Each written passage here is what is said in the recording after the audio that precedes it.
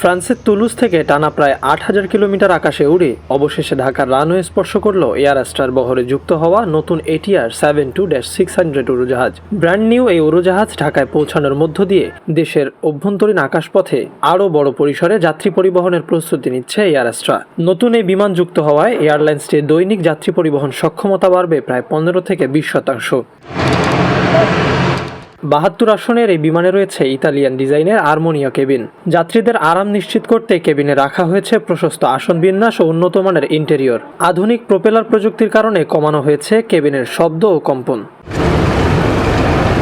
নতুন ATRকে কাজে লাগিয়ে ঢাকা থেকে কক্সবাজার, চট্টগ্রাম ও সিলেটের মতো ব্যস্ত রুটে ফ্লাইট বাড়ানোর পরিকল্পনা রয়েছে এয়ার অ্যাস্ট্রার। পাশাপাশি কলকাতা, গুয়াহাটি ও নেপালের মতো আঞ্চলিক আন্তর্জাতিক গন্তব্যে উড়োজাহাজটি ব্যবহারের বাণিজ্যিক পরিকল্পনা রয়েছে এয়ারলাইন্সটির।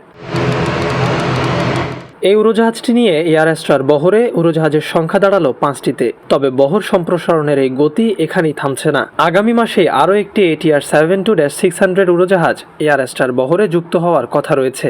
ধারাবাহিকভাবে নতুন উড়োজাহাজ যুক্ত করে দেশের অভ্যন্তরীণ ও আঞ্চলিক আকাশপথে নিজেদের অবস্থান আরও শক্তিশালী করার পরিকল্পনা করছে এয়ারলাইন্সটি।